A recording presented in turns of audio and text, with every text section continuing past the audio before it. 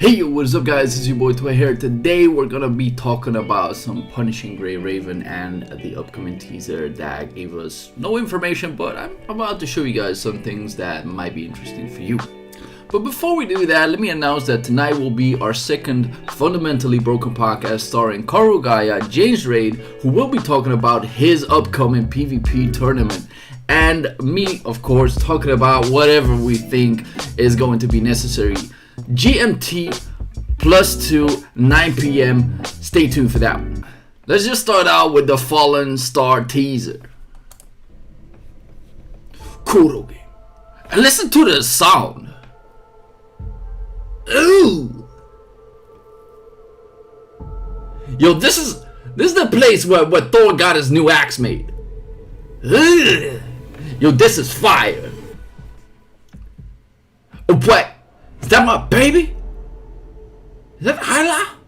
Ew!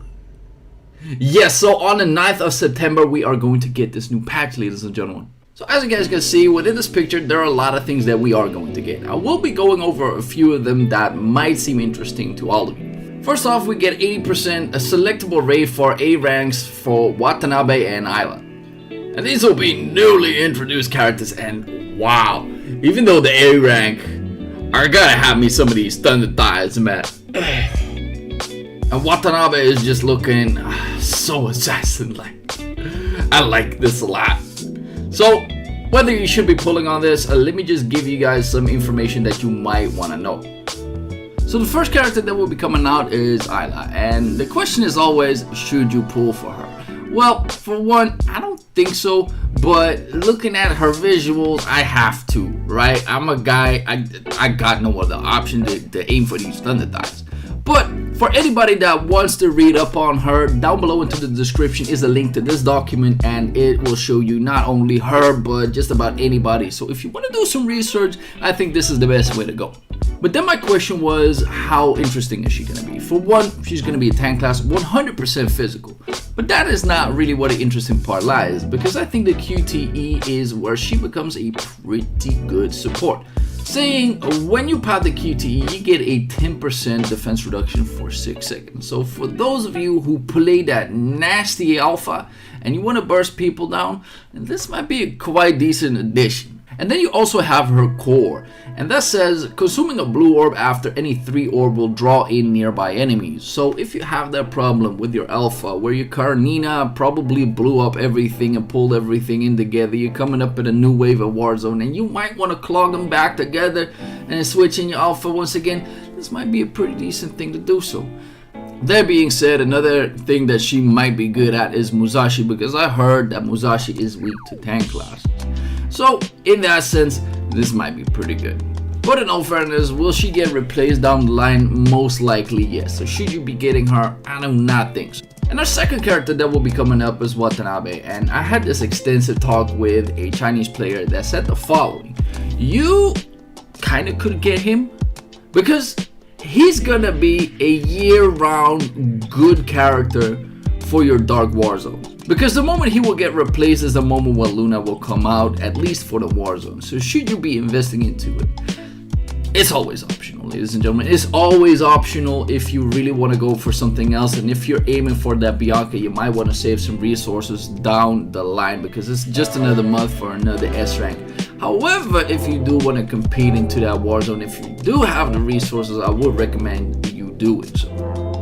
And one thing that you have to keep into account, it's more likely for you to triple S plus a character that is A rank than it is when you try doing that of an S rank. Because it says it's an 80% selectable rate up for A rank. Because for what it sounds to me, there's an 80% selectable rate up for A rank, so you can get your Watanabe and Islas pretty fast. But for some other things that will be changed, Pain Cage, instead of 3 tickets per day, you will get yourself 4. So if you do not have all the time in the world, then you might be able to switch around your days a little bit more often.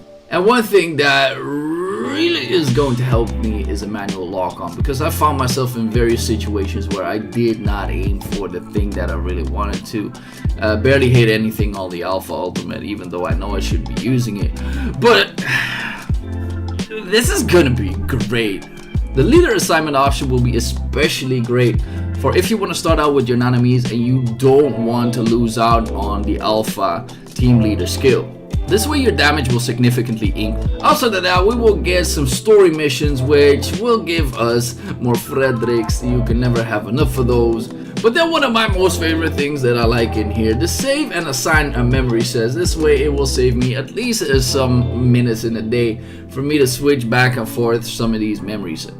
And with the addition of 60 plus daily serum for completing 2 door missions, I think that is going into the right direction, because what I find myself is that I play this game for about 15 minutes on the daily if I don't do my pain cages or Warzone, and then I'm basically done. And although people say this is more of a side game, which could be true, I do really want to play this game more often if I could. But to give you guys a final tip, and that is the Follow Star gives more freebies for your serum. Now that you can get yourself a daily package which contains 60 serum, I would recommend you just saving those up until this patch hits. And as you guys might have seen already, the Baron set is going to be the new memories that will be coming out. But the characters that it will be pretty good at is your Watanabe, saying all damage 3% and the dark damage by 7%. And there's also that neat factor that you can use this on Tenebrion. So your Kamui will definitely get some additions from it if you want to do damage with it. But it also says 20% chance of summoning a dark field for 5 seconds, dealing damage, 5-second cooldown. If the dark field continuously applies for 3 seconds of corrosion, dealing 80% damage for every 2 bloody damage. Well, so that is it, what I wanted to cover in this video. Let me know down below into the comments, are you guys going to be pulling for Isla or Watanabe? However, if you do find this helpful, make sure to drop a like and sub if you haven't already, and I'll see you guys within the next one.